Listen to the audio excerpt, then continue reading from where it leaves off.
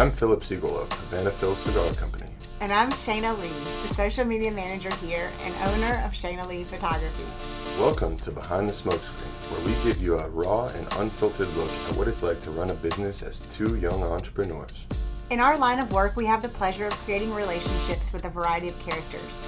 Influencers, athletes, models, digital media gurus, CEOs, and industry experts.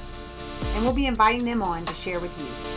Sit back, grab a sip and a smoke as we take you behind the smoke screens. So we haven't introduced you. Okay. This is Cam Bennerman, Hello. Greensboro legend. Hello.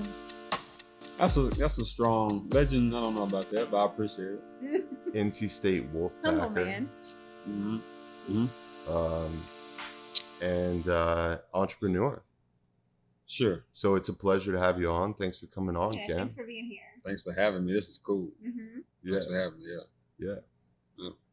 So you're back in Greensboro from being overseas playing basketball.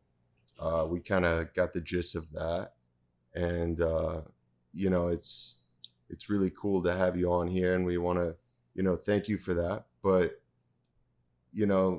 let's get into like what you're up to nowadays. You've got the Cafe 13 going on. You got a little podcast going on. Yeah. So I'd love to hear more about that. Are you still playing basketball? I got 1 foot in and 1 foot out, but like, yeah, the Kobe thing, that was my mark. That was like my life changed. Mm-hmm. Where we go from here kind yeah, of thing? Yeah. Because my heart, like, he's the only guy I really would rush home to watch play. I would stop what I was doing to go watch play. I studied. He always gave me an example. He was my motivation. Not motivation, but a good example. Gas. He was good gas to my vehicle, to my engine. And when that happened, I was like, oh God. And I was already kind of like in transition anyway. I had just spent like 4 years in China. The last couple months there was hell. Got back to Australia. I said, okay, relax. Then that happened. I'm like, I need to get home. And then that's when I came home in the COVID thing. So can you tell us the flow a little bit so I can understand? So you played at NC. Okay. Yeah. So You played at NC State, and then from there, tell us. Okay. Wait, we got to talk about NC State. NC State just beat UNC tonight. And shout out to my buddy David. But Noel. I'm wearing red tonight. Okay. Shout out who? David Noel, my buddy. David Noel went to Carolina. Okay. Yeah, he actually was on that championship team in 2003 from Durham. Nice. I haven't heard anything from him tonight. I tagged him in a photo or two tonight. I haven't heard him back from him. So I hope he's not taking the loss too shout out serious. But anyway, tomorrow. Wait till tomorrow. Then we'll have a conversation. Yeah, but born and raised Greensboro. Went to Cone Elementary. Went to Aycock for 6th grade. Went to Allen 7th and 8th. Went to Grimsley freshman through junior. Whirlies. Yep. And then went to Hargrave Military Academy for my senior year. NC State for college. And then Chicago to Tim Grover. And that's when everything started. It's immediately about a month after the season, everything, I was gone. Right. And that's when everything started. That's when I'm in a whole new space with different guys. Didn't you win the college dunk championship? I participated in that. And I wasn't even supposed to be in that. And I was a little pissed off about that. And it's just funny how things happen. But somebody ended up, I was in the All-Star game. Mm-hmm. And somebody didn't show up. Somebody got hurt or something. And they said, Cam, you want to be in it? I said, of course. I should have been in it anyway. Right, yeah. That's what you were known for, right? Man, yeah. I mean, high flying, And at that time, this is a senior year. At that time, all of my highlights, like I said, this is senior year, so everything's already kind of documented. So I don't know, but it was cool to be in that, nonetheless. Had a ton of good memories. That was the college All-Star weekend in Indiana. My God, Phil, that was. I bet that was wild. My God, I mean. Phil wants the stories. Tell us the stories. Yeah, we were done with the game. First stories. of all, man, like I said, I'm not going to throw anybody on the bus. It was me, JJ, my man Adam. JJ Reddick? Yeah. And Adam from Gonzaga. Adam, Oh, Morrison. we rolling. We was rolling. We was rolling heavy. Yeah, we was rolling. It was some cool guys. Me and JJ go back when we were kids. I got footage when we were freaking 7, 8 years old playing against each other, man. And so we're friends. But Adam, it was 5 of us crying up in the taxi. We were just rolling from party to party, having a good time. I didn't eat anything. The first thing I had was a double shot of Patron to start the night after the game, and I had a flight to New York the next morning and missed it. My girlfriend at the time was pissed. I had to deal with that. But anyway, had a good time, man, and that's when just the whole journey began. And a lot's being thrown at you, and you gotta adjust and try to deal with it all, and still hold it steady in the road. But then, first year was Italy, and then second year was Spain, third year Spain, fourth year Italy, fifth year Poland,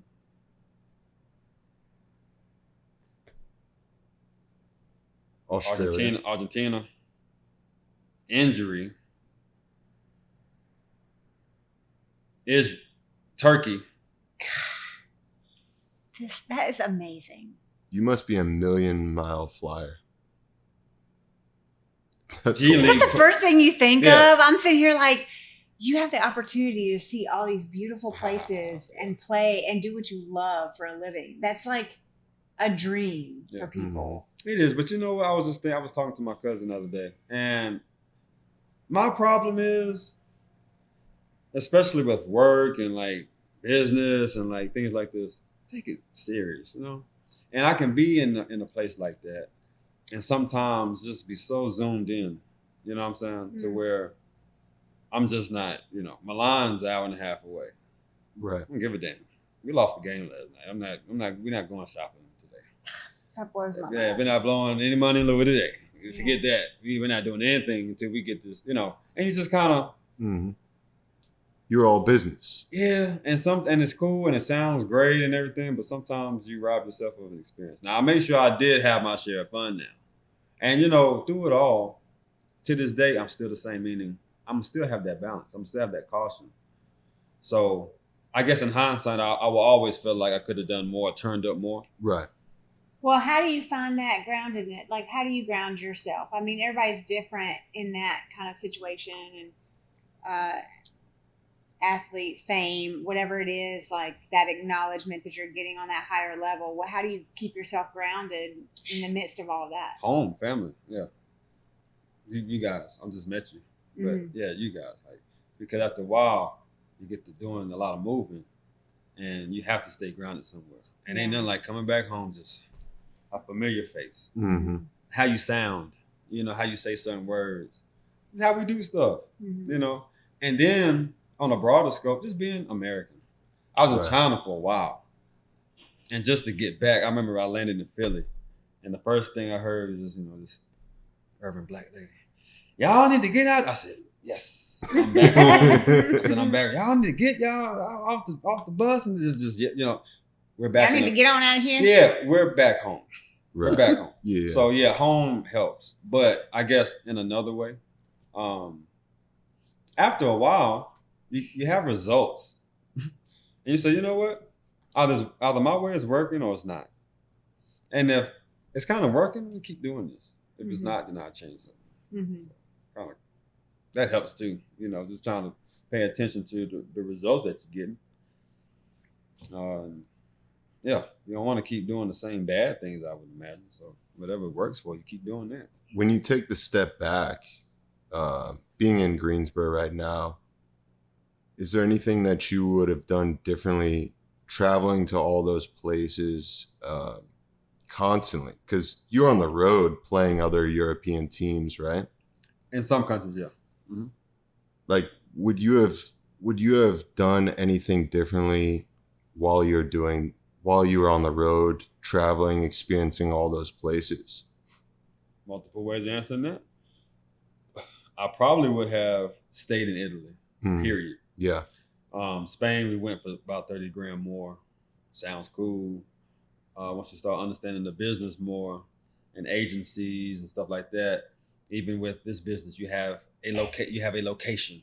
You have to Right. have a location, meaning just, you know, a hub, or, you know, have a way you want to kind of flip the analogy. But at the time, the agency I was dealing with, their main thing was Spain. That's where all the money was. That's what it was. Mhm. But for me as a player, I should have stayed in Italy probably. Because that's where you enjoyed it more, right? And the style of play. Right. Style of play is for guard. Italy's for guards, man. Italy's for guards. France is for athletes. I should have been back and forth between those markets. Mm-hmm. Now a lot of money in France. I maxed out my money in Spain. But Italy is like, as long as you put it down to Italy, we're good. Right. But in doing that, I get asked a lot about the NBA. Why not the NBA? It never was a goal of mine. To be honest, I'm being honest with you. Say, how can the NBA not be a goal of yours? Once draft night came, and we saw what happened. After that, it was like, okay, we gotta get this money. Mm-hmm. To get this money. And I had 2 big cups of coffee with the NBA, with Phoenix and with Miami, and I had 2 G League situations with the Spurs and with another team. It was the Anaheim Arsenal, but they had some partnerships at the time. It wasn't a goal of mine. Like, me being how I am, me being how I am and where I'm from, I always wanted an experience. I wanted to see more than what we were exposed to. Right. You know? When you say see more, though, what do you mean? Do you mean like in the sport, or do you mean in life? Like, for real, like, Pharrell's my idol. Like, Pharrell's the guy. He's the guy to me. And when I tune into him, he's in Paris. He's meeting with these strange people, strange to my culture, but creatively on a whole nother level. Mm-hmm. Fashion-wise, on a whole nother level. So is it like that in sports? Like, you go and play with people from another country, and it's a different ball game almost. Boom. But now, and okay, if you want to, that's the same. That's the music. That's Pharrell's music. But once you get there, now it's about who you are and your kind of your special quality, and how your goals, your ambition, how you can parlay relationships, all that. But you step into that culture, then you're unique. You're somebody that's different. So right. Then, sounds great, right? It sounds great. But when you're trying to cross over, when an athlete is trying to talk fashion or talk anything of taste or quality, it can be an interesting conversation to some people. Mm-hmm. But what about in the language of the sport? Just sports? Yeah. But to me, that's very, you're marginalizing the major. You see what I'm saying? Because what you're getting with that guy, this is all that makes that up. But not to get all deep into that. Sports wise, yes. As long as you come in and do your job, they love you. Mm-hmm. That's your job. But yeah, many ways to answer that. Yeah, not to get all deep into that. My cousin Shay, he's the lead assistant at Ole Miss University Women. He's come up. Mm-hmm. And he's kind of into this cigar bourbon thing now. In basketball or football? Basketball. Okay. Nice. Somebody you'll meet. Okay. Somebody, it's funny because he shared an interest, an idea with me about this. The week later, like the following week, it happened. Wow. And then 3 days later, I wrote you immediately. You came by a couple of days later. Mm-hmm. It's pretty exciting. Beautiful. I love that. So let's talk about Greensboro. So your pops and you guys have a restaurant downtown, right? Cafe 13. My dad, yeah. The food thing, the entrepreneurial spirit is definitely flowing strong through him, and food has been his thing. Mm-hmm. And he was blessed with the opportunity in the United Guarantee building. He's been there for 8 years. Wow. That's what they've been doing. And it's been doing well, but the COVID thing hit them majorly because right. The building is also a corporate building with like lawyers and everything. It's a bank and office space and right. 13 floors of just makes it lawyers. I think it's mainly lawyers. I don't know who else is in there. I know, but mainly lawyers and like bankers and yeah. And all those guys are working remote, so they're all at home, but your pops is still there trying to run this this cafe? Well, he's expanded Mm-hmm. into another business, well, another location doing something else. Right. And that's doing well. Overhead is low. The overhead in there is low. And we have the true blessings of the higher ups in that place to succeed and everything. Mm-hmm. That's why they kind of gave us the alley-oop with the situation. Right. Like, you know. Mm-hmm. But while the overhead is low, I feel like I wanted to get involved because my dad needed my help in a different kind of way. And while we're kind of in this crunch, I do see a light at the end of this tunnel. Mm-hmm. And I want to be prepared for that. You know, I don't want to have to play catch up then. The renovations have started. They're kind of like halfway done, at least with our area, but mm-hmm. they're not going to be done until May. Right. With the full thing. So we have to endure that. But yeah, it's just more or less feel. I realize what's going on is putting us putting me in contact. Again, I haven't been here. It's putting me in contact with people I need to be in contact with, right. And so we can kind of make some things happen. So I don't know how much longer. In fact, the cafe's not in jeopardy. The cafe's fine. We're locked in, but it's just we want to get that flow back, you know, and we gotta be patient with that. So patient and witty at the same time. So. It's Cafe 13, right? Cafe 13, inspired by my basketball number. It's my dad's. It's totally my dad's idea. Mm. And are you guys doing like takeout and everything? Because a lot of restaurants are pushing takeout orders and that kind of thing right now through COVID. Is that something that's really helpful for the business? Or you can come in and sit down and we have the table set up, but you can take out if you're not comfortable with that. Yeah. Yeah, but just wondering what we can encourage our listeners to maybe do to help. Because support. Local business. Right now, especially when the new year hits, hopefully all of the renovations and so much cleaning has to be done in there now. It's so dusty in there. Right. And then they're building the Tanger Center right across the street. Yeah, they're pretty, and that's the exciting part because we just getting ready for. It's a $3 million project that they have going on. Just getting ready for what's about to happen. Mm-hmm. Just got to endure a little bit. This is to me, it's like preseason, man. Right now, it's just got to endure. Patience, perseverance. Just get ready, and we'll be good to go. But come January, we should be clear and back ready for business. And we kind of have like a retail element to it, trying to add some cool, hard to find things, but nothing too heavy, nothing too retail heavy. You know, just have the space be cool. Come in and get you something to eat. Get you a product if you want. Just kind of give you something different. It's minimalistic. It's real slick. Yeah. They got a big chalkboard wall. It's pretty sweet over there. I can use this. Yeah, for sure. So how you came back at the start of COVID? So you came back around March or April. And where are you living right now? Wait, hold on. You were in China when COVID started, right? I was 3 hours away from Wuhan. No, I left there right before it hit. Got to Australia. And then it was just following me.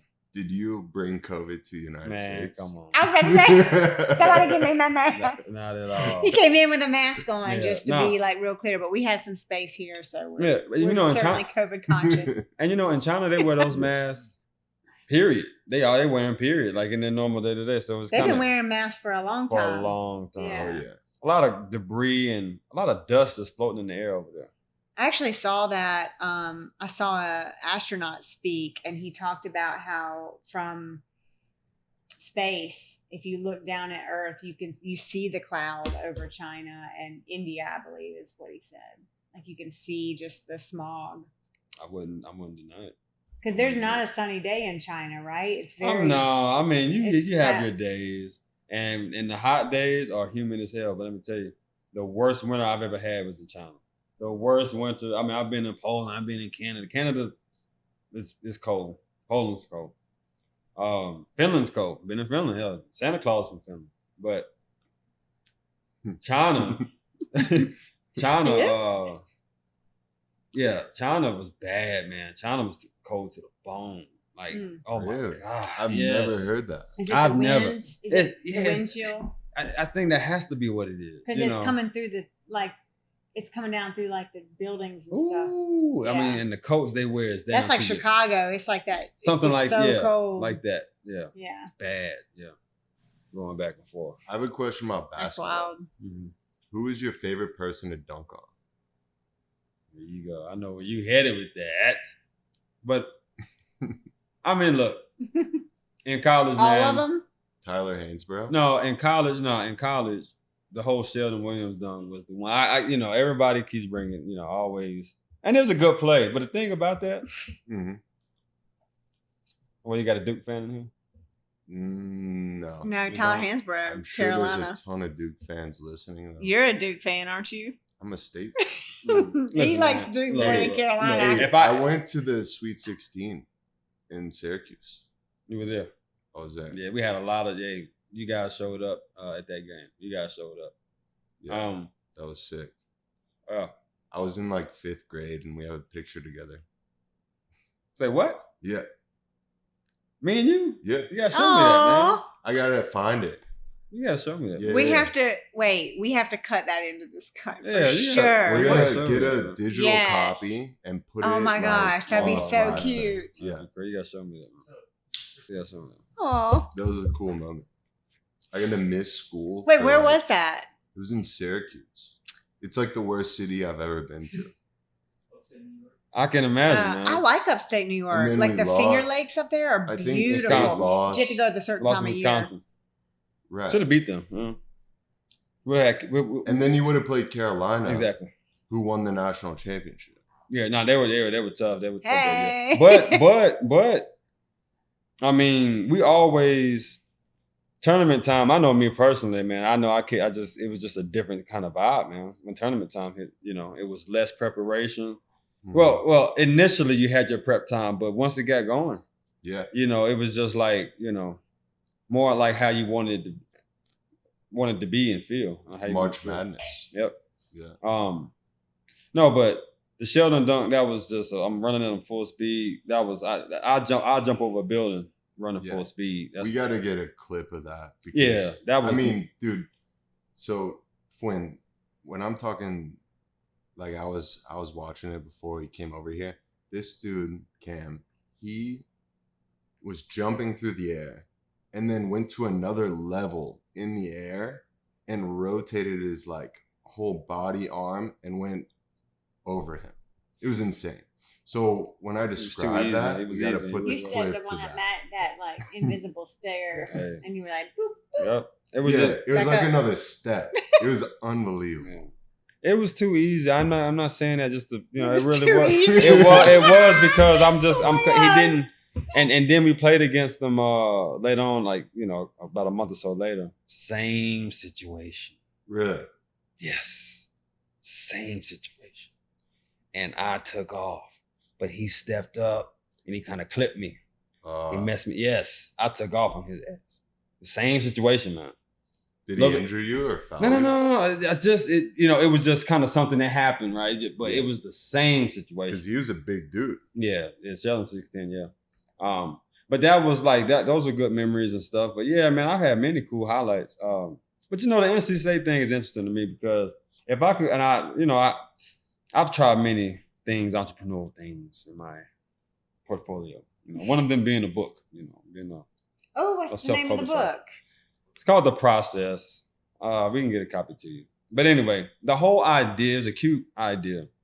But the whole, and I have to make a new version. I'm revamping it now, and it's taking more time than I thought. But the whole premise was just a book just talking about these things, what I've been through, what I know to be true.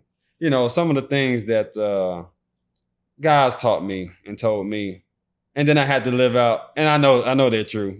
Just it's just certain things, at least basketball wise on the basketball platform, you just can't get around. And there's certain things you got to endure, you got to experience, all that kind of stuff. So in the book, I talked about just the college decision, and like the recruiting process and all that kind of stuff. I have my mail my mail in there as well. Could have went to Carolina.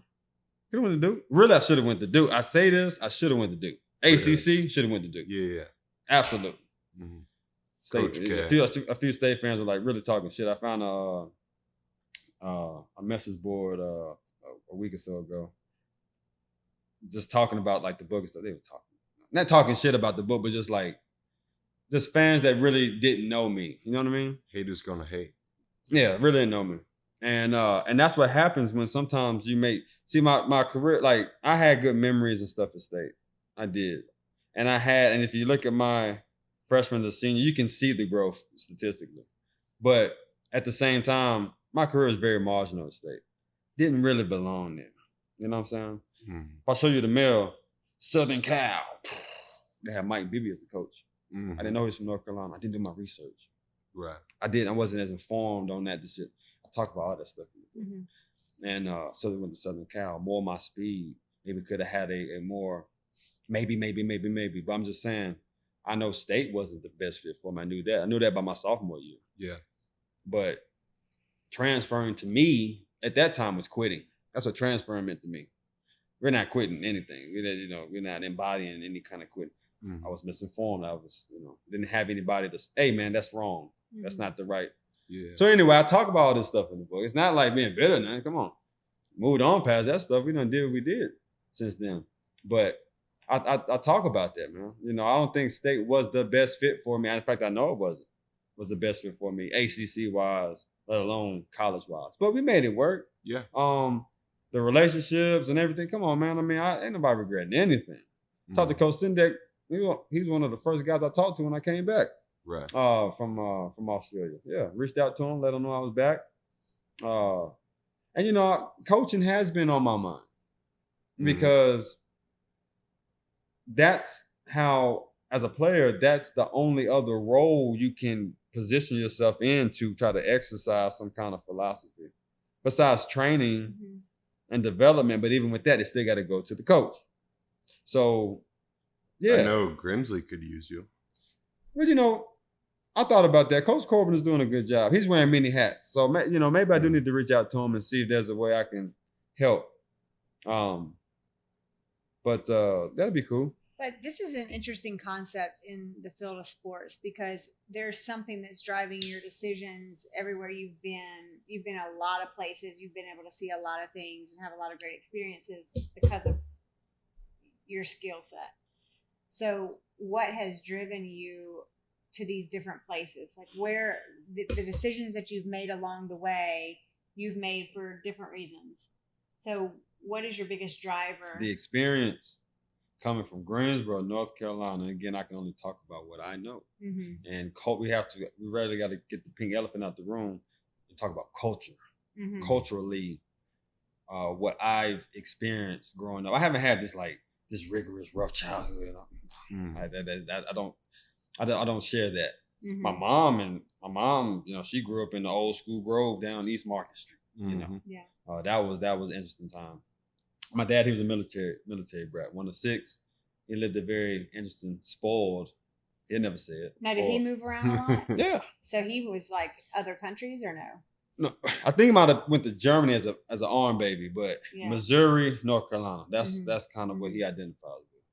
So I knew immediately as a youngster here, I'm like, I can see that there's more out there. I see it. Mm-hmm. We're gonna get that. Yeah. We're gonna see. And then just business wise and ideas and again, the people I started to gravitate towards, that's what they were doing. Yeah.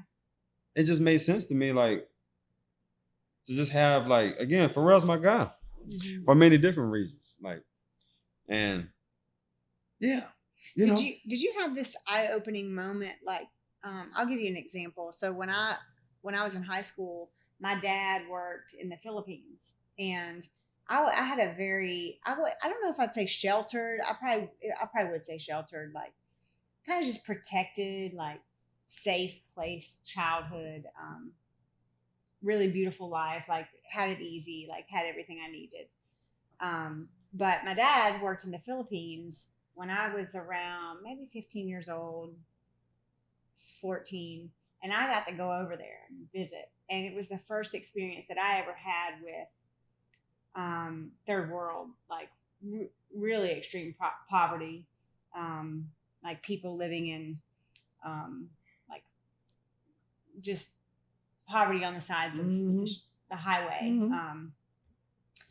And that was like my first eye-opening moment of, okay, life is not just this bubble of like where I grew up, this place that I know that I'm so comfortable and familiar with. Now I see life is like way different for people, and I recognize that as privilege, and I just like look back on that as this like life-changing moment for me, where I saw, okay, I started to understand the world in a different way. Yep. Did you have this moment in your life where you came from this place in Greensboro? This is what your comfort zone was. This is where you're from. And just like all of a sudden you were exposed to these new things. This point, you've been exposed to a lot more than I had, like a lot of experiences that are very different than mine. It happened immediately. A lot came. I even looked at like the clothes that I was wearing while I was in Spain. You know, what the fuck was you wearing? They wear tight clothes over there. I mean, I'm just looking at me. Like, where's your fashion game, dude? Like, my fashion game is straight. Is by my standards, by my standards. No. We're second year in, dude. We making money. You in Spain? Like, step your. So things like that started to happen over time. Like, I've been a late bloomer like that. But when I went to China for the first time, that's when I had the real eye-opening experience of, okay, yeah, this is different. This is, I don't care what any of the homies or whatever kind of ghetto or slums we got here, please. You don't want that over there. Nah. No doors, no windows, blankets, no grass. In the Philippines. They were called squatters, and they were like wood slabs, like stuck, like basically 4 wood slabs as a house, and the sewage was draining down the side of just like the little hill, and the highway ran right past it, and there were like 50 looked like power lines just bundled together, just trying to create some kind of home for people. And I was just, I'll never forget that. That was just like a moment in my mind that will never be able to. My mom took my mom. I took my mom to Argentina with me. I said, "Mom, you coming?" So she traveled with me down there, and yeah, you know, you stop, boom, you get, and now we're there in Kemsa. It's Santiago. I forget the little area, what it's called. Man, there was no grass. People watering the mud to keep it from flying all over the place and getting on their laundry. You know, it's just like, I'm like, how are you guys paying us the money you paying us down here? They got it somewhere, somehow. Heard horror stories too about guys getting paid today and going home tonight and waking up tomorrow and your money's gone. They pay you in cash today and wake up. Oh, no forced entry. Computer, everything's there. Just the money's gone. So who you reckon did that? Probably the people who gave it to you. But anyway, it happened to my buddy. I said, the team got you. That's all. The team came back and got their money. That's all that was. No forced entry. Wow. That's crazy. But anyway, I guess happens. But I don't have any. My horror stories are limited. But I've heard some crap. But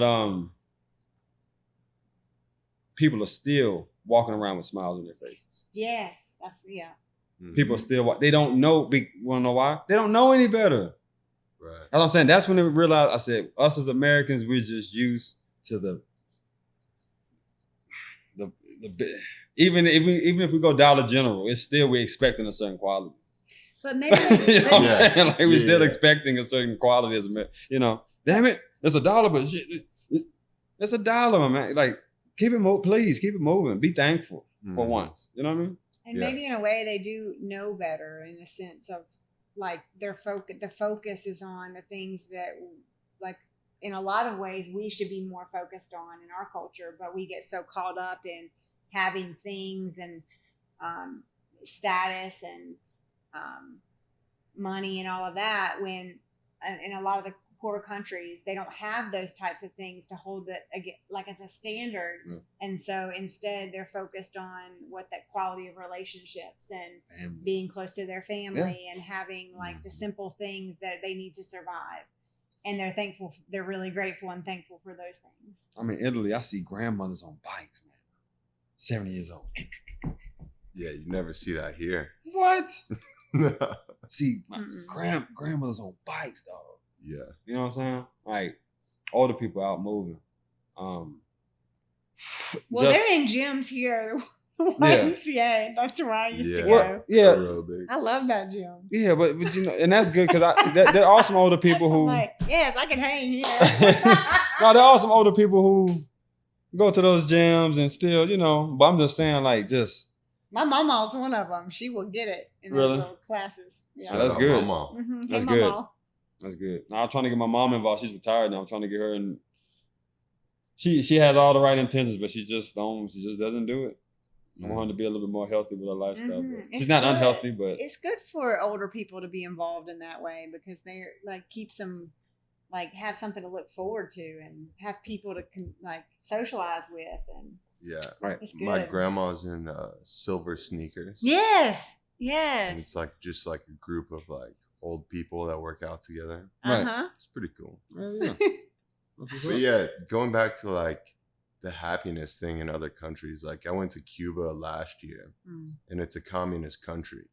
So nothing has changed in 50 years, 60 years. So everyone is literally stuck in the 1950s. They're literally driving the old school cars. They're getting paid $1 a day to work any job that they work, whether it's rolling cigars, whether it's being a taxi driver. But the government pays for their rent, their electricity, water bills, everything. So they're living for free, but they just have like $1 a day that they make. So when we were allowed to go over there as Americans, they loved every American because we would get in a taxi and tip them $20, tip them $10. And like, that's 10 days. That's 20 days, So they like had no idea how amazing like another place would be. Right. Just because they're stuck there. Right. So I'm sure Argentina was the same thing. Because I've heard about that and it was like, dude, you can get a chicken for like 2 cents. And they take that and they eat that for the whole entire week, you know? Yep. It's polarizing. But China, the ultimate cultural experience is in China, period. You will never experience a culture, a person, a people that are so different than you. So different. I just people watch. They're like bumper cars. Just bumping into. Boom, boom. Everybody's on their phones. It's like I'm just like just watching, like, I'm just like thinking about, it's just I'm thinking about our place in, I'm thinking about these things because you get outside of this and you see it and you think about this stuff. Not getting all deep into it. Yeah, but and they're working hard to be. Yeah, they want to be. Well, I just wonder because we're kind of slowly becoming that way. Like everywhere I go, if I'm sitting in a doctor's appointment or like whatever I'm doing, sitting in a restaurant, like everybody is on their phones. Yeah. Instead of communicating with the people that are around them. And it is a pet peeve of mine. Like I know I do it too. I recognize that. But I'm like, we have got to be more conscious of this. We're just all a bunch of robots just like walking around. I'm telling you. And I have a lot of Chinese friends and homies. I'm not talking about my Americanized Chinese homies who want to see this, and and you guys know exactly what I'm talking about. I'm talking about your Chinese homies in China. Like, they're like cyborgs. Absolutely. Just like, and then when you have to get out of that and interact, it's awkward. The human interaction is awkward. With them. Right. Yeah. With them it is. Yeah. Or anybody who's like that. It's hard. Yeah, because like you say, it's just it's cyborg. There's no, So it makes it odd. What do you think about Australia? Oh man. Yeah, I'm invested out there. I love Australia. Is it your favorite place you've been, or? Yeah, that's home away from home right there. Yeah, is it? Yeah. So you're back and forth between Australia and China right now? Yeah, as soon as the borders are back open, I'll probably be over there. Mm-hmm. The borders is an issue now. They're not letting anybody in there. Even people who stay there. That's they're because not. they've almost cured Yeah. COVID, right? Well, everything's good inside the country. It's just, that's what I'm saying. It's about getting in. They ain't letting people in. Right. And even citizens are very limited coming. I don't have my citizenship out. I'm trying to work on that. But yeah. So that is a real issue for all athletes right now that are trying to play in other countries. Some leagues are still going. Some leagues are still playing like normal. They have their own protocol, their own rules and guidelines, and they're still going. I had a buddy who signed in France. He was playing in Pro B France, second division France, and it just got to the point to where they weren't playing. They just practicing twice a day, and you practice twice a day anyway in Europe. Yeah. Period. You play one game a week. You got that extra game a week. They have a Wednesday game and a weekend, something like that. But yeah, he just came back home because he was away from his family, just practicing twice. He still got his money, but there's no season. Came back home to his family. So, in the beginning, you were talking about going to the NBA, first going overseas. So, what was your mindset difference between choosing the NBA versus going overseas? It wasn't a choice. I'm just talking about your goals, like what you're in it for, and like my first time overseas, I was like fucking off in practice, and the coach takes the ball, kicks it, freaking up into the rafters. Cameron, I don't know what you're playing for. Oh, hope I didn't mess up the money. I don't know what you're playing for. You used the P word to describe a woman's sexual area. Yeah. I don't know if you're playing for that. I don't know if you're playing for money. Did you get that? I don't know if you're playing for money. I don't know if you're playing for money. I don't know what you're playing for. But whatever it is, you got to tap into that and stay focused. So your goal is like, what you're in it for. So what am I playing for? What am I playing basketball for? Mm-hmm. It wasn't like, it was always NBA. But once you're like involved with all that stuff and you see how it goes, I had a choice to make. I know guys who spent their whole career in the G League, making $25,000 a year there, with this dream and hope and promise and of getting that call up. You know what I'm saying? That just never seemed logical to me. Right. It didn't make sense to me. When draft night came, up until that, when we was working out, it was NBA. Draft night came, name wasn't called. Okay, got with the agent. We put together this European game plan. G League wasn't a part of that. You know, it was about this European and getting to getting the financial stability. That became the goal. So as you begin to kind of get involved with that, now we're talking about money and what money can do, and making sure you're clear on that. You know what I'm saying? Because so you had the talent to make this certain amount. But you didn't want to. I had the talent for the NBA. It just wasn't the goal. Because if it was the goal, I'm going to make certain. If my goal is to get to New York, we ain't getting on I-95 South. Right. We're not doing that. We're going to Florida. You see what I'm saying? The route, like whatever your goal is going to dictate your actions and where you're going to go and your movements and stuff like that. So you saw more stability in the European / international market versus just one market. I wanted the experience. And in order to get the experience, basketball was the vessel that's going to give me that experience, along with everything else. Have you gotten it? Absolutely. Oh, I better after freaking all the places I've been to. Yeah. I better learn something. So what are some of the experiences that you've had that are part of what you envisioned for yourself back then, when you first started? Just going and the fact that I've been to China for 4 years. And that, Can you speak Chinese? No. Konnichiwa? I didn't stay there 4 years straight.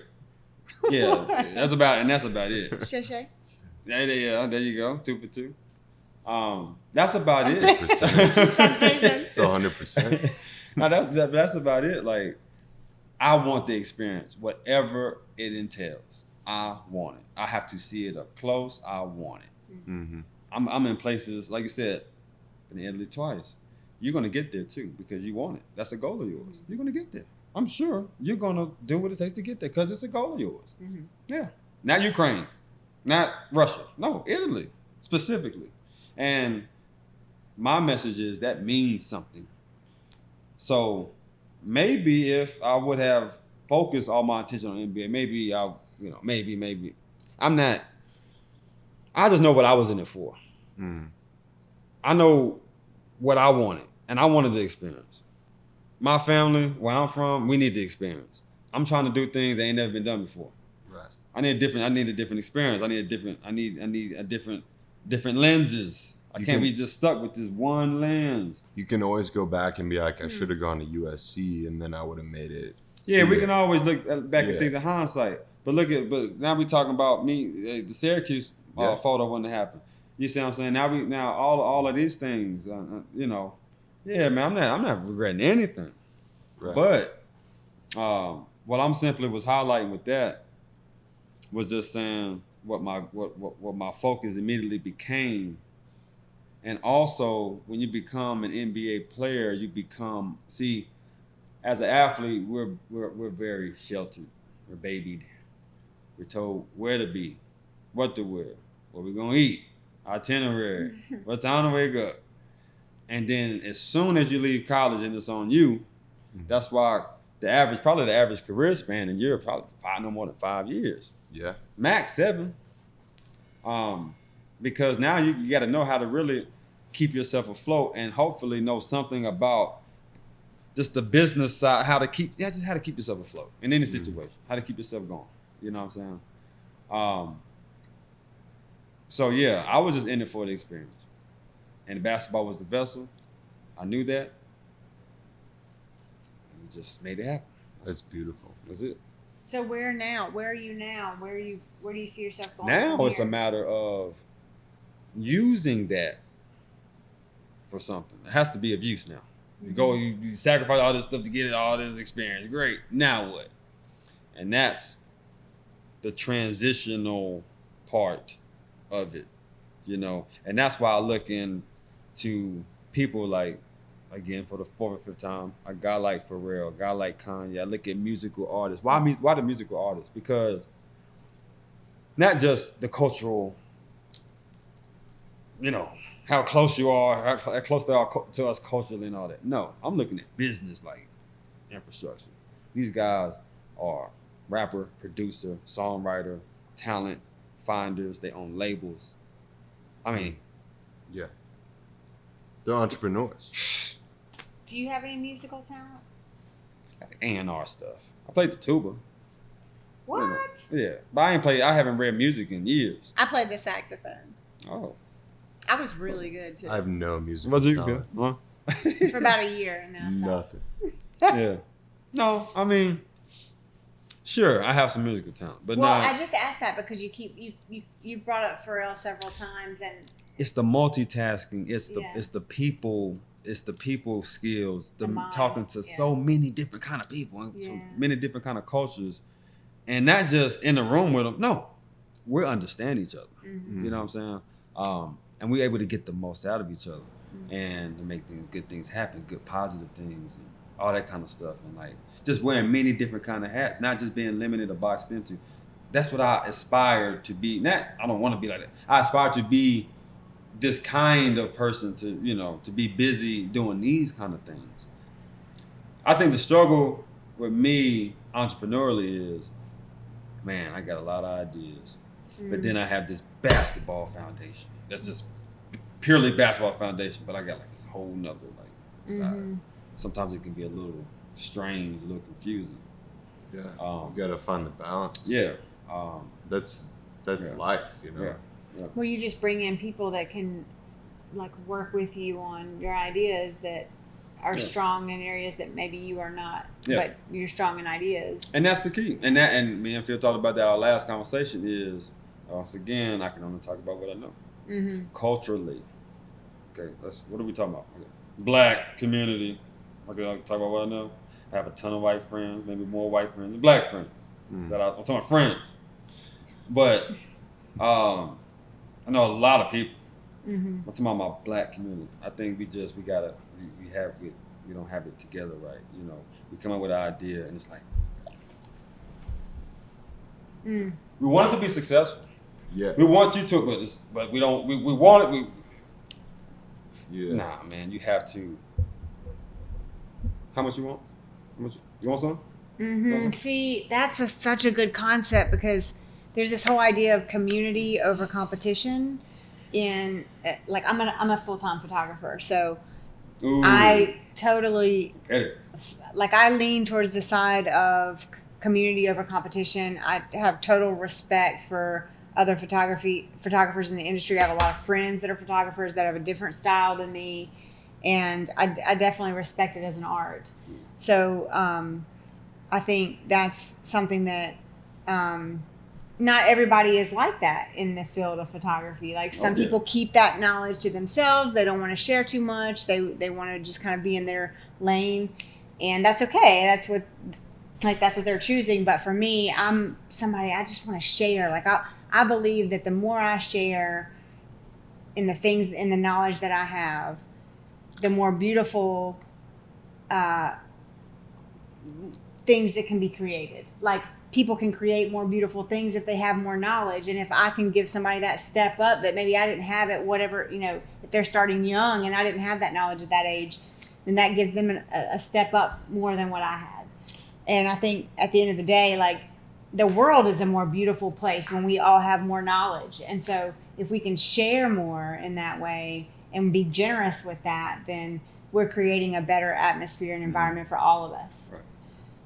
But unity. Yeah. Mm-hmm. Yeah. Mm-hmm. Yeah. But capital underline $sign. Like the more the truth of the matter is, thinking about. Yeah. The more Phil reveals to me about the infrastructure of running a cigar business, the more I may start my own. And that's okay. If I trust in what I have to offer, then I shouldn't have to worry about that. The more I may become your competition. Yeah. So the more a person reveals to you, in essence, is the more likely that you're going to become their competition. So, but nobody can be Phil, and nobody can be Shayna, and nobody can be Cam. For sure. Well, no, but you want competition. Yeah. Mm-hmm. But what I'm trying to go with it, where I'm trying to go with it is this. If I sit down the field and I'm picking his brain about the infrastructure of the cigar bar, and I know in the back of my mind I'm going to start my own cigar bar, and I don't let him know that, I'm just sitting here and then I go start my own cigar bar. Then Phil's just sitting back having his daily cigar and bourbon and reading the paper that Cam starts his own cigar bar. Now, he's in an interesting position because he helped. It isn't a matter of helping, but it's how you make people feel along the way. Listen, I taught him everything he knows. Yeah. Yes, you can be this guy that says, so, yeah, you told me so. You can be that guy. You can. They exist.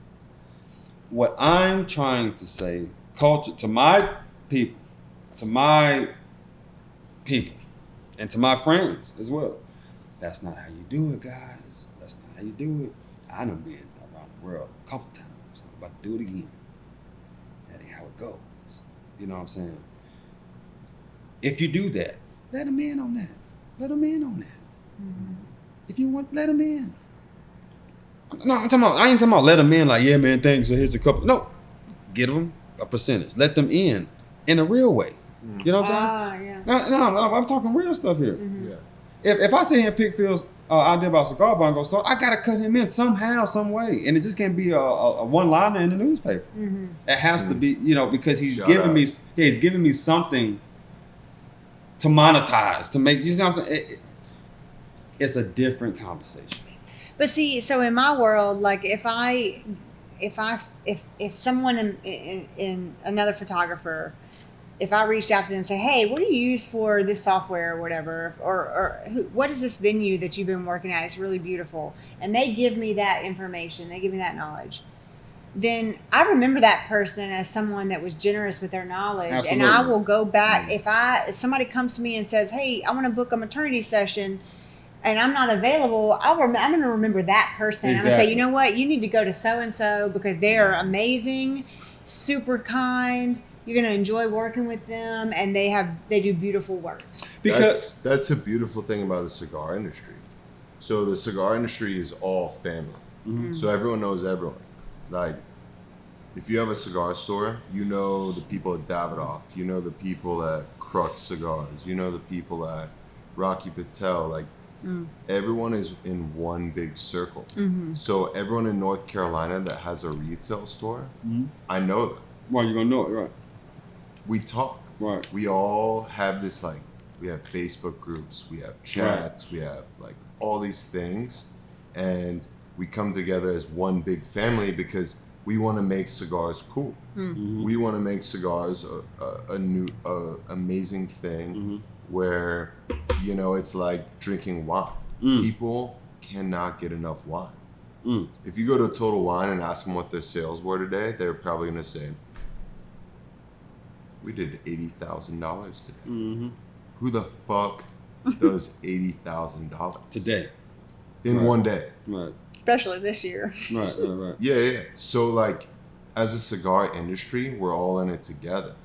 So we all help each other out. We all, want to be on the same page so we can make that sort of industry be our industry. Right. So it's all just a beautiful thing. Absolutely, you got the same goal. What you were describing. I think the difference with that, somebody gave you that, they gave you something. Now it's all up to you now. The software, just because you have the software, don't mean you're going to do what I did with the software. Right. In fact, hell, you may do better. You know what I'm saying? But at least tell me the damn software. You know what I'm saying? Yeah. Put me in the game. Yeah. I'm not asking for you to do the damn thing. Just give me the software. I'm gonna take it from there. What is you? And sometimes when you come across people like it leaves it's not savory. It leaves a certain taste in your mouth. It's like, like you just run across these kind of people when you're in the process of trying to do things. You run across these kind of people. The takers. Yeah, or just takers, haters. I don't know what you want to call it. It's so relevant. Yeah, I don't know what you want to call it. I've been running into that the past 3 weeks. Yeah. Just haters, takers, like everything you want to say. And sometimes you need to hear no. That's power in no. Because it almost forces you to find a way to make it happen. You know what I'm saying? Sometimes there's power in no. Think about it. Think about if you heard yes all the time. Whatever you needed, it was a yes. Think about it. No need for a plan. No need for anything. Grow. You can't grow like that. You're just hearing yes all the time. Now, I'm like Steve Jobs. You got to ask. Steve Jobs said, "Yeah, I get it." But there's nothing wrong with hearing no. And you don't take that person. A lot of people, again, in my culture, they will ruin the relationship. They will totally ruin the relationship trying to hog the relationship. Oh yeah, I know her. Or I know him. Yeah. No, but you know him, but you can't. You don't know what you know what I'm saying? I'm not trying to say that every relationship has to be this this business relationship, this shark, type relationship. But what I'm trying to say is sometimes when we're talking about getting things done, you're trying to get things done. Some people just, you got to let other people in. I know somebody, I can do it. Yeah, I can do everything. But I know somebody can do it better than me. I know somebody who's more fitting than me, and then I can play the secondary role to that. Is that okay? Can you do that? Some people can't do that. A lot of people can't do that. I can only talk about what I know, and a lot of people can't do it on the culture. They're gonna hold the relationship and they're gonna ruin it, trying to do whatever they're trying to do, instead of just letting the right people in. Take it from there, and it happens all the time. But that's how successful people succeed. They surround themselves with the smartest people. Yeah, just like this man. Look, we like got this podcast. Like this dude is so talented on the camera. Shayna is amazing on the camera as well. And it's like, and journalism and writing, and she graduated from UNC. Oh yeah. Phil, keep going. What else? So it's just an amazing combination of people. You're more. Right. Wait a minute. I was, you guys were chatting there for a second. There was a situation that no thing applied to, and don't forget that. I'm not here to preach. I'm not a know-it-all, but there's power in no. Well, that's all I got to say about that. Yeah. Well, I just want to say, the difference in the world. It's the NBA and the European thing is just like, man. Like I said, the NBA guy is a lot more pampered. It's a lot more resources around him. It's a lot more catering to him. If I want anything, man, I'm makes a phone call away. Right. You know what I'm saying? What I've gained as a overseas basketball player, the route that I've taken, I've learned. I've gained more experience, life experience. I've seen more than an NBA vet has. That's the truth. Yeah. And even though they have more also experience as well in their right, that's still it's still limited. It always is, because basketball is nothing but a tool anyway. So the more, if we got a college, I spent 10 years as a professional basketball player. You spend 10 years in Apple. Let's get back up and see who's who and where who is on the real ladder. Then guarantee you that person in Apple in 10 years is going to be a little higher on that ladder than the guy who's trying to make. Yeah, the guy may have some money. He may have some. Hopefully, he's excelled at the business side of whatever he was doing, parlay some relationship.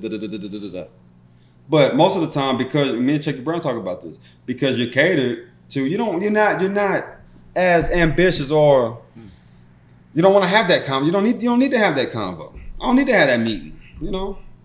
People trying to come at you. You're in position. You're NBA guy. People trying to come. I don't need to have that. I don't need to have that. But then, now it's time for a relationship. Now you want to get into coaching. Now you want to get into this. You need a relationship. Well, you really didn't take the time to build them. Plus, the NBA lifespan is a lot shorter than a international player's lifespan. And as short as the international one is, and you're probably right, it's probably not even a freaking season, if not 1.5 or something like that. Yeah. With the NBA. But yeah, the NBA guy is different. They're wired different. They're strange guys, man. They're weird dudes. They have man. burner accounts on Twitter. Hey, man, you silly. NBA guys. I don't even know what that means. I'm not saying that all NBA guys are weird. All NBA guys are really sensitive. NBA guys are different, man. They program different. I'm not trying to throw Delonte West under the bus, for example, but the NBA would be patient with guys like that. Yeah. You know what I'm saying? Yeah. The NBA. Delonte West went crazy. Yeah, he got caught on a motorcycle with a book bag. He was drunk on a motorcycle with a book bag full of drugs. That was the last straw. But even with that, I think they took this guy back many times. The NBA is really patient with problematic guys. Birdman, he was a pedophile. Miami signed him the next damn year. Damn. Yeah. What? Yeah. It's a fact. Yeah. Maybe he went to court and they got thrown out or got acquitted or this or that. I don't know what happened. But he got convicted pedophile. Wow. Got some legal terms in there. They're very interesting with the guys they show patience with, and like it's just these problematic guys. There are too many guys out there that can put the ball in the hoop, man. There's a lot of guys in Europe that need to be in and that aren't, but they're getting a check over Europe. I just knew you're not gonna marginalize me. I don't want to be marginalized. I don't want to be boxed in, and I get sensitive about it even now. And I admire that the stage I always have. I know those guys. I'm cool. I know them. It's cool. But what I wanted for myself and where I'm from was an experience, and that's what I want to get. So it seems to me that you are more focused on. So you love the game. That's why you play it. That's why you've stuck with it all this time. But you have this like well-rounded vision of your life in a way that you want to experience not just your career in as an athlete, but your personal life and the things that you can bring in, like the knowledge that you can have and the things that you can learn and experiencing different cultures. Yeah. What does success look like for you in the sense of, because is there a certain thing that you have wanted to accomplish in the career as an athlete, and then what does success look like outside of that world in your life, like relationships and that kind of thing? I think for me, it's a great question. I think at this point in my life, what success looks like for me is family. Me having my own family. Mm-hmm. Because I know what that's going to take. And I'm fucking around with that. Mm-hmm. Ain't no, everything's a risk to reward. Everything is. But yeah, that's what success would mean to me at this point in my life, is that element of it. Because when you go through the process of whatever it is, I'm not saying that I've arrived at this, I know I'm ready for that. You may think you are at certain times when you're younger and you're maybe in a situation and the money's flowing and this and that, and listen. No, you're not ready for a damn thing. You know what I'm saying? You think you are, you're not. But some people still go ahead and pursue things, and you just kind of go roll with the punches. Me, I just didn't. I never been in a rush to get certain things for myself. I took my time. I want the experience. I want to make the best decision. But moving forward, that's what success looks like for me moving forward. Mm-hmm. In the next phase of my personal life. But basketball wise, yeah, again, maybe I kind of went off from your question, but it's been about the experience. And the missing key that we haven't talked about none tonight is relationships. Come on, your partner. Mm-hmm. That means a lot. Who you're dealing with, how she is, and if you're a female, how he is, or what you're trying to do, that means a lot. You know what I'm saying? And sometimes when that don't match up, that can be a distraction as well. And if it does match up, that could be a great addition. So that's really the missing piece in all of this. And how you just learn. You learn through all of that stuff, and then you find yourself in a situation where it's like, it all makes sense to a degree, or at least for now. And you can make sound decisions, and you can say, you can look back on things like, man, what was I thinking? Or, man, I want to do that again. Or, man, I still feel that way. Or, man, I don't know. But relationships, your partner, stuff like that's like almost an X factor. Because you're not going to be alone, right? So, who are you seeing? How are they? How's that department look? Mm. So yeah, that's a whole another convo. The athletes, it's a very interesting category to deal with. You know what I'm saying? Because it's a lot going on there. Yeah. But as you mature, you know what I'm saying? Because you gotta mature. Hopefully you can mature. As you mature, man, you gotta. Hopefully you know what you want. You gotta know what you want. If you can't want everything, you can't. I know guys that want everything. Everything that's walking, they want it. It's theirs. I'm like, everything can't be yours. Like every female walking is not yours. You gotta find the commitment. My God, yeah. You know what I'm saying? Well, that's just somebody that just doesn't know what they want. I'm just saying, but for the they just every female they got to holler at, man. Every female they got to get it. I'm just like, man, you got to calm down. And we all, I think, been there.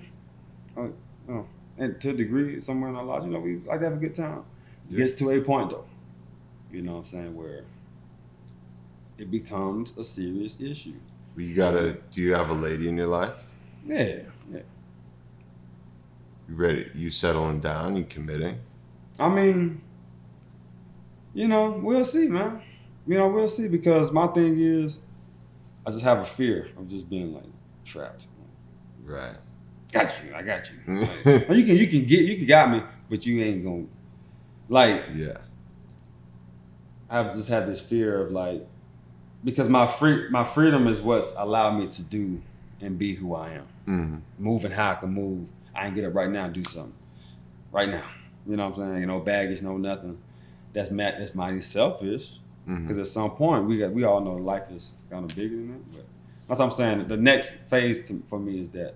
But there's something really beautiful about having someone to share experiences with. And if you can have all the success in the world, but then if you're going home at night and you're like, oh, that was amazing, I had this like huge accomplishment today, who is that person you're calling to like sharing that excitement with? Because that's important. Like we can put all this focus on all these external things, but at the end of the day, like the relationships that we have, the love that we give, and what we can do for other people in that regard, I think is 100% why we're here and like our purpose. Right. And sharing in those experiences with someone, like in sports, like when you have those big wins or those like like that next team that you're playing for that you're excited about, or like this next place you're going that you want to share with somebody.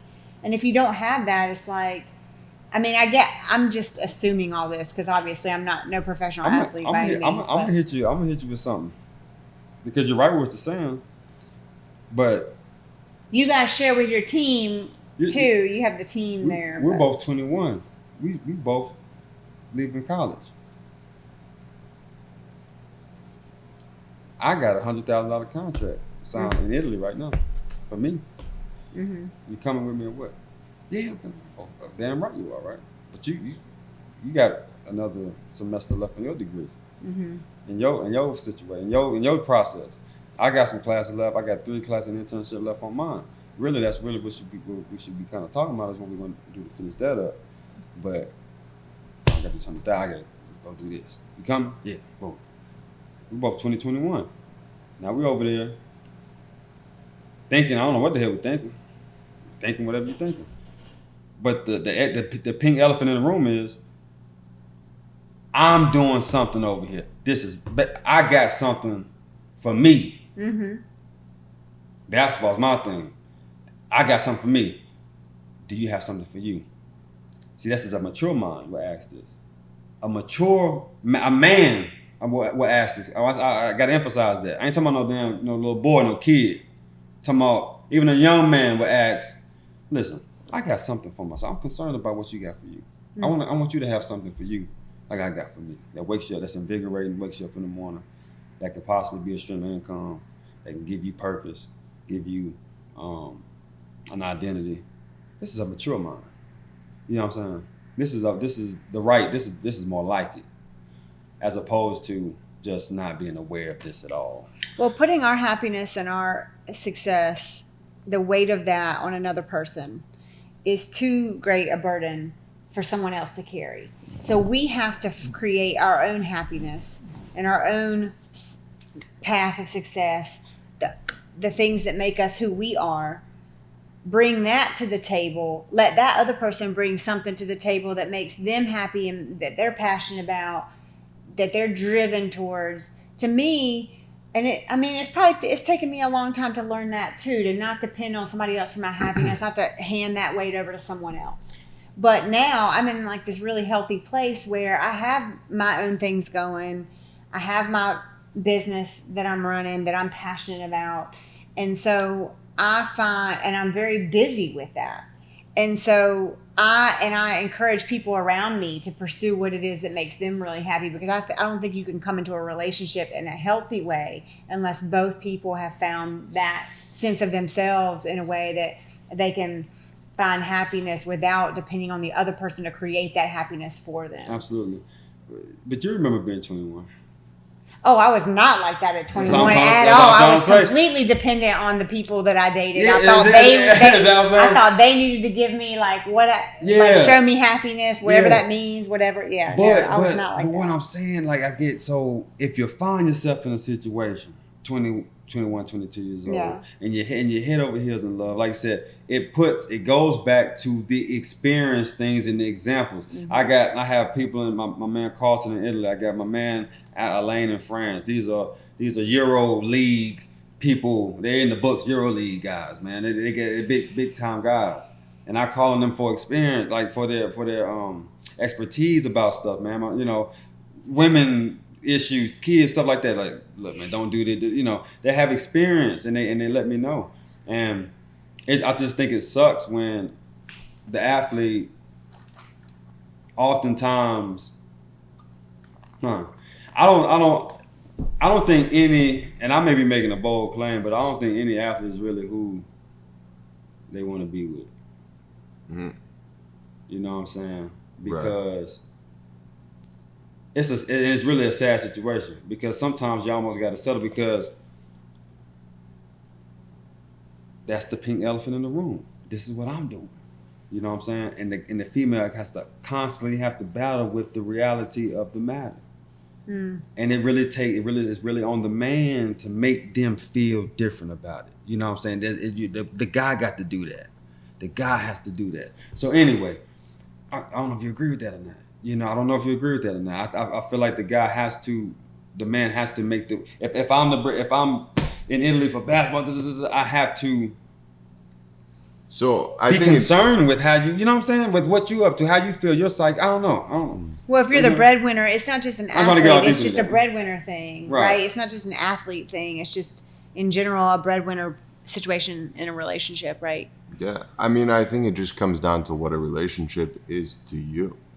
Because being abroad, because leaving home, being away from mom and dad, I'm practicing twice a day. You at the house by yourself. The majority of the time, I'm telling you, it's different. It's hard to live like that. So, like, a relationship is typically like two people going straight up together. Mm-hmm. Mm-hmm. But if one person like hits a speed bump and they're slowing down, you're still going up.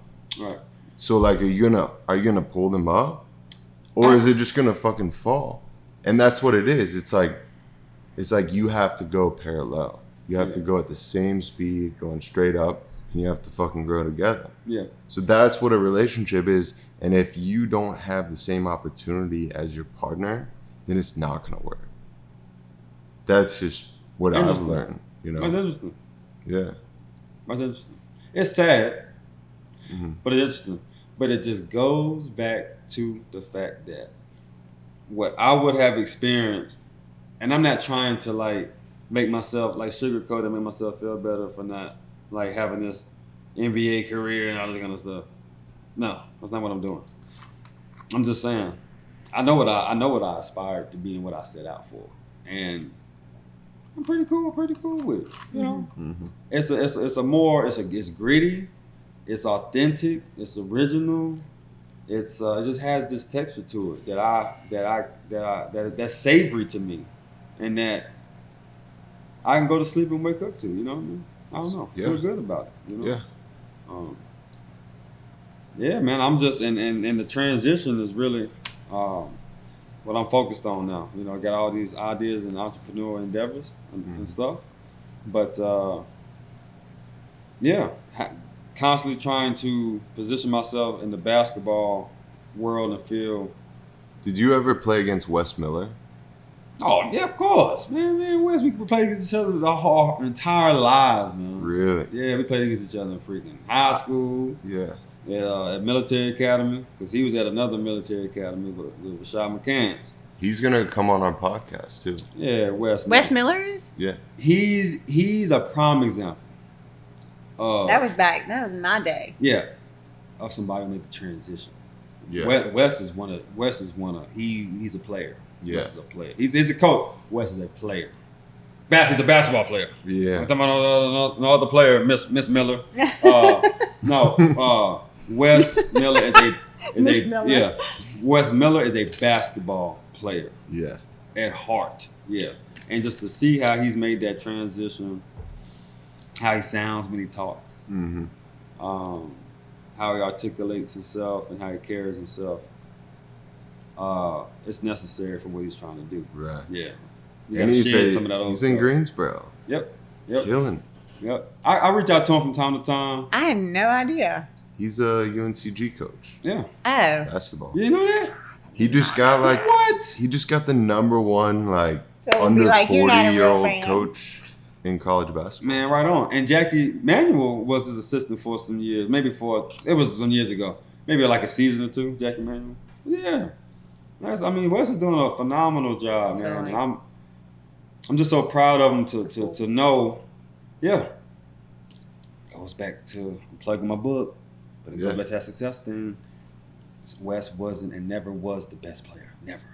Yeah. In fact, it can be argued or debated that his only reason for being on the Carolina roster was to look after Rashad's ass. Really? Just like Buzz was to Michael Jordan. Mm-hmm. Buzz could play a little bit. Wes could play too. Yeah. Yeah. I had to look Wes out that investment. is a hustler. Yeah. And Buzz, you see what Buzz is right now too. We see where he at. Yeah. And who he's beside, and they still making decisions. You know, they still keeping the recipe the same. I'm not saying that's the same, but Wes was still successful. Mm-hmm. You can still be successful at what you're doing. But if, like I said, if Wes, I want to be an NBA player. Like, if I'm not saying that, I'll be interested to know, what his goal. Like, I haven't asked Wes this. Mm-hmm. His goals. You know what I'm saying? He knew early he wasn't gonna be an NBA player. So how the hell did he get to Carolina? Right. You know what I'm saying? I'm telling you, man, it's interesting. He most likely didn't have that goal. You see what I'm saying? Yeah. And but it didn't. He was still able to like maximize. He just wanted to be the top of what he could be. And that's all you can be. Yeah. I'm just really curious as an athlete, like how do you, it seems like you fall into this, you kind of fall into this groove and then you kind of just get moved around like team to team or like. You mean like professionally? Yeah, professionally. So how much of that is in your control and how much of that is just you have shown at this point, you've shown your skill set and now it's kind of up to the world of. You know, me knowing what I know now, it's all in our control. It's all in the player's control. How? Listen, it's as simple as this. Is it relationship? Is it relational? Is it your relationship with the coach and then they push you more to like what? The player submits his or her power to the agent. So you just having a sports agent, that's. Yeah, but that infrastructure is changing as we speak because the number 23 in that gold uniform, LeBron James. Lakers. Yeah, Mm-hmm. he's redefining how business, him and his crew, and the LeVar and the Ball family, and you have these things that are happening in the landscape of basketball that is literally changing how business is being done, and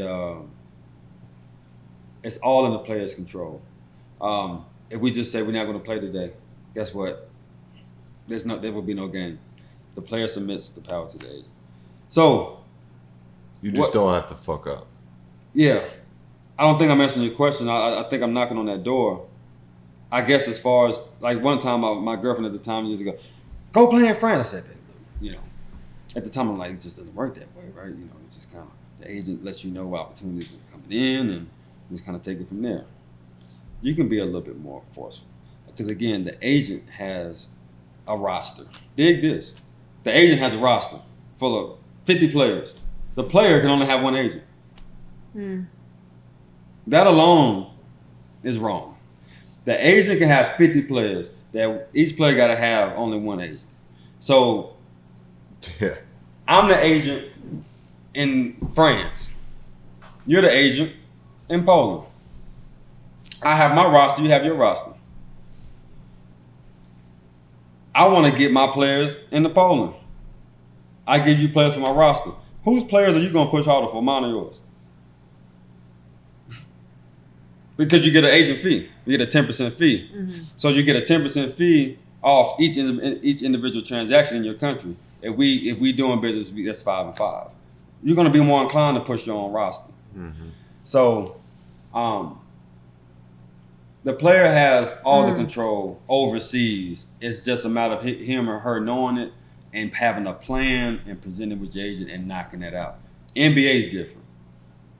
NBA is different. You coming in on a 3-year deal, and you got to make your mark. Yeah, you got to make your mark in that time, and then we'll see what happens. You know. Yeah, we have a customer, Harry Giles.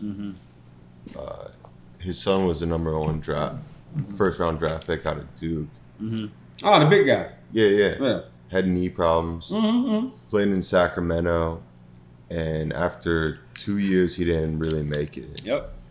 But now he's in Portland, and he's tearing it up in the preseason. So he looks amazing. You know, he's got this great team around him. He's not in Sacramento anymore, but he's on like the least amount of money you can possibly get. Yeah. And you know, it's about just about 4 or 5, I believe. 1. It's 1. Okay. Yeah. Okay. Yeah. So he's playing his heart out right now. It's his contract year. It's either his make or break. Yep. You know. Yep. And it's a tough position to be in, but if you can crack that, now it's all on how you parlay. It's all on how you leverage. It's all on how you just succeed at the business side of basketball. Yeah. And that's what makes me frustrated with Allen Iverson and all these guys. How you can hit hardships financially, that's fine, but with the level of success you guys have and the cachet your name has, you should never experience. You know. Right. It just comes down to that. So I don't know, man. I just just bringing it full circle. Like I said, it's just the experience. The experience. That's just been my #1 thing. That's really what I've spent my most money and time and everything on, is gaining the experience to where I can be of use. I can help. I can give some good advice. Yeah, I can be of use. We're excited to see what's going to happen in Greensboro with you being back. Yeah. See where you go. We definitely want to have you on again. Yeah, for sure. No, and I don't know. I don't want to talk about it too much, but like I said, this cigar bar idea we're brewing on. That's what it is right now. Yeah. But yeah, I want to speak that into existence and work with you on getting at least just a bare minimum mock-up of things to present to the guys. They're saying that it's not too urgent now, but whatever. Because I mean, when is the good time? I don't know. There is no good time. Right. So I just want to make sure it's done, and the present is the good time. Yep. So we'll get that brewing. I had no idea you guys were even talking about that. We had this whole conversation earlier about like sharing and being community. Oh no, you definitely don't know about that. Yeah. I didn't even know. So we'll be in contact. Interesting. We're gonna be in Greensboro, trying to make things great. Yeah. So where is the podcast found? Like, where's the audio found? So we're on Apple Podcasts, we're on Spotify, and we're on YouTube. Our videos on YouTube, obviously, and just the audio is on Spotify and Apple Podcasts. Hell yeah. At Behind the Smoke Screens. And we're also on Instagram. And we'll share that with you. I know you will. But what about you? Where can we find you? Tell us your book. The book is available on Amazon and BarnesandNobles.com. It's called The Process. And at the moment, this first edition, I did everything, cover inside and out. You know, again, I wanted to gain the experience on really doing this book thing, and really and I did. And I have a big respect for people who make a living off of it, you know. And so I'm in the process of revamping the process, and it's going to be a lot more how it needs to be. You know, it's just kind of, I got it together. My advisor, she said, listen, just put it out. Just get it. Just stop with the back and forth trying to annoy me. Just put it out and see where it goes. And it's out there. And I'm sure there's some good stuff in there, hopefully, for the readers. But it's going to be more accurate on the second edition. Don't worry about following me on Instagram and all that. I'm not worth following. I ain't got nothing going on. I just Instagram, Twitter, Facebook, hit them up. yeah, I mean. And then go get some food at Cafe 13. Yeah, It's Cafe delicious. 13 to be open the beginning of the year. Mhm. Yeah, but we just trying. Just trying. That's all we're trying to do. 2021. Let's go. Well, thanks so much for being Thank here you. with us This and was sharing your cool. time with us. This was cool. It's been a good conversation. Yeah. That's what it's all about. Learned a lot. Yeah, it's cool. I mean, like I said, I have a podcast as well. I hope you don't mind. You mind me maybe sharing? Plug it. Plug it. Please do. Yeah, absolutely. And because it's kind of more like how I want it to be, just a little bit more laid back, casual, and just really talk about a wide assortment before I'm moving and Zoom calling and all that. So this was cool to sit down with the mics and cameras. Mm-hmm. Yeah. So what is your podcast called? It's called All Day. And it's All just Day. and it's just like just random stuff, random conversations. So and that's what sucks is it's random, but I'm never ready for the random convo. I mean, when I'm ready for it when you come in. Mm-hmm. But a lot of times, man, I'll be in places. And I had a convo with a guy. He spent it was earlier today, he spent 10 years in prison from 19 to 29. I know, it was one of my homegirls, but it's his brother. It's her brother. And I never just asked him about his experience in prison. And I was just like, I was just like mind blown, dude. Yeah. And he was just telling me how he spent like 9 months in the hole. I'm just like, what's the hole exactly? Like just by yourself, I'm just like 1 hour a day. I'm like, how much sunlight? 1 hour a day. 1 hour. Wow. Like, I don't know, man. It was polarizing. I said, damn it, that was the episode right there. Yeah. So anyway. That sounds really interesting. It's called All Day, and it just kind of to capture those random combos, but I gotta do a better job of that. Yeah.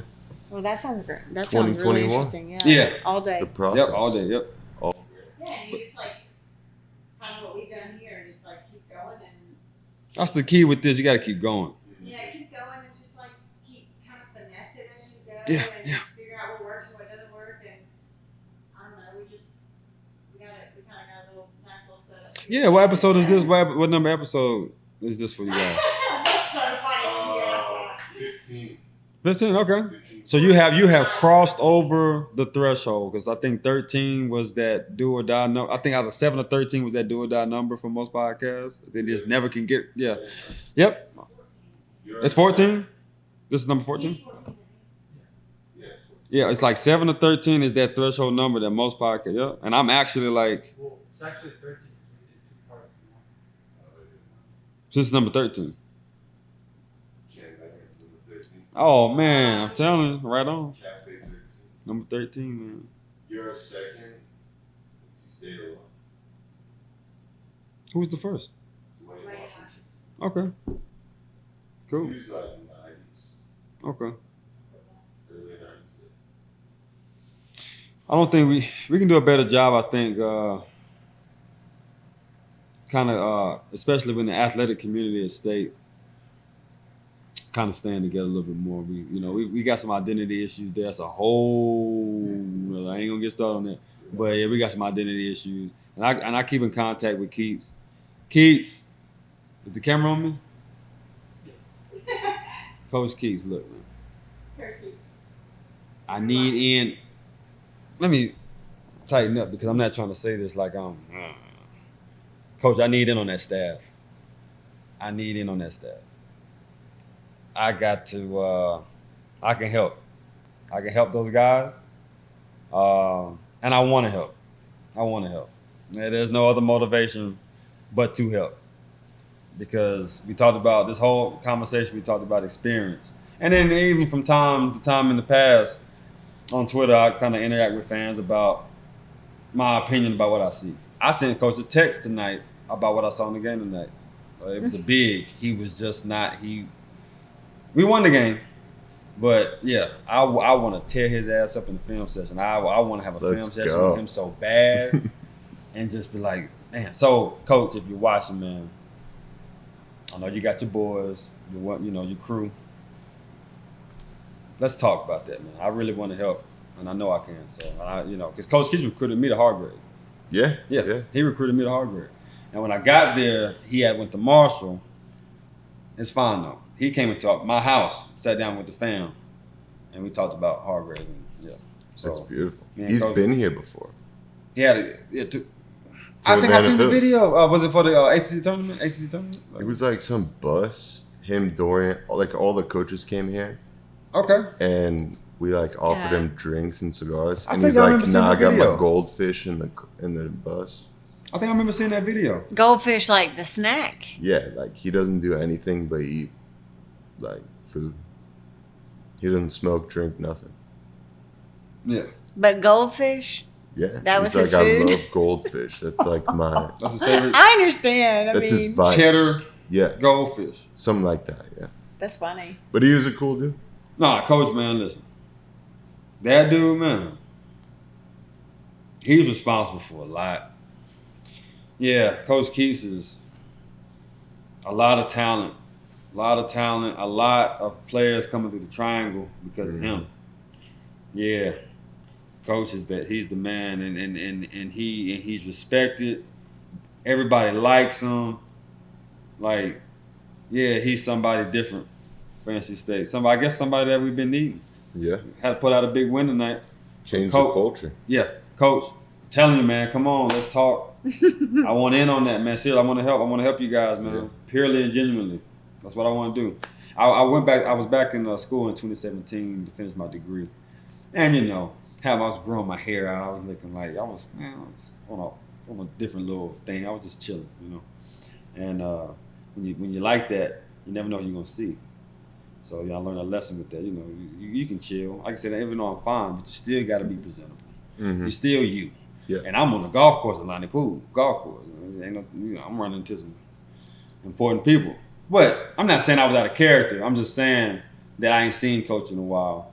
And I was like, man, what the hell you doing with your But I was trying like the little lock thing. I never do it again. But yeah. So, Coach, come on, man. Seriously, I want to help. So that's all I got to say about We'll that. clip this, put it on Twitter, and make a petition. I'm telling Put you, on man. staff, Because and we'll also tag Wes, because we know. Okay. Wes. Yeah. Okay. Yeah. Yeah, and, You and, ain't- I actually contacted Wes about that too. UNCG's on the come up. Man, listen, UNCG State. That's really I can't because when it comes down to coaching Mm-hmm. and the recruiting process and all that, man, I got my own experience with that as well, and it's not beautiful.